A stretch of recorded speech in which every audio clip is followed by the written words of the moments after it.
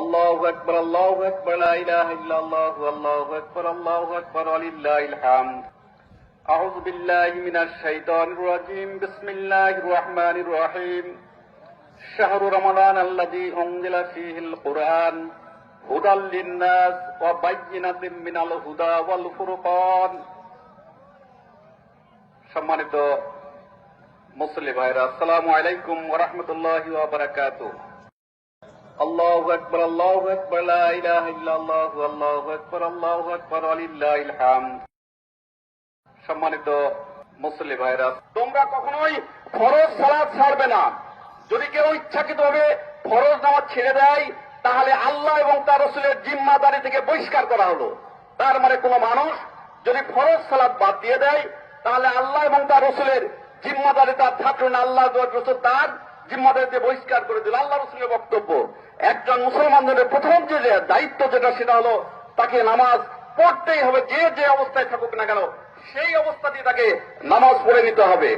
আমাকে সঠিকভাবে আমার জীবনটাকে পরিচালনা করতে হবে, আর আল্লাহর কাছে চাইতে হবে। আল্লাহ তাআলা একটা দোয়া শিখিয়ে দিয়েছে, বারবার এই দোয়াটা আমি পড়ি, আপনাদের সামনে বলি। রব্বানা হাব লানা মিন আজওয়াজিনা ওয়া যুররিয়াতিনা কুররাতা আয়ুনি ওয়াজআলনা লিল মুত্তাকিনা ইমামা।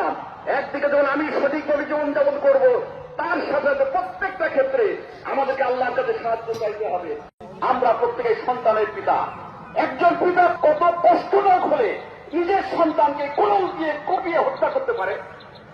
সেই ছেলেটা ছিল মাদকাসক্ত এবং বাইরে ছিল, দেশে এসছে মাদকের সাথে যুক্ত হওয়ার পর প্রতি মুহূর্তে পিতা আমাকে লাঞ্ছিত করত, মারধর করত টাকার জন্য।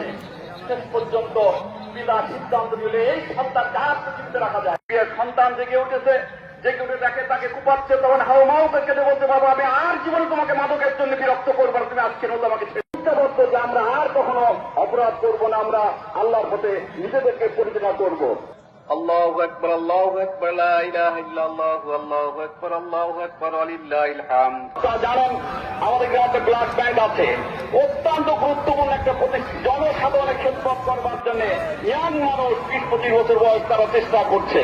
এই জন্য যাদের রক্ত প্রয়োজন তাদের সাথে ফোন করলে তারা সর্বোচ্চ চেষ্টা করবে। আপনার প্রিয় ভাইরা, এর সাথে সাথে তাদেরকে আপনার একটু সহযোগিতা আমরা প্রত্যেকেই তাদেরকে করবো। এটা অত্যন্ত ভালো একটা উদ্যোগ।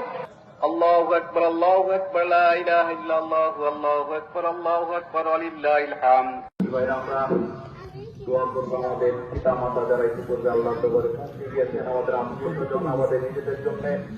বিশেষ করে অনেকেই দোয়া চেয়েছেন, বিভিন্নভাবে আমরা তাদের জন্য দোয়া করবো।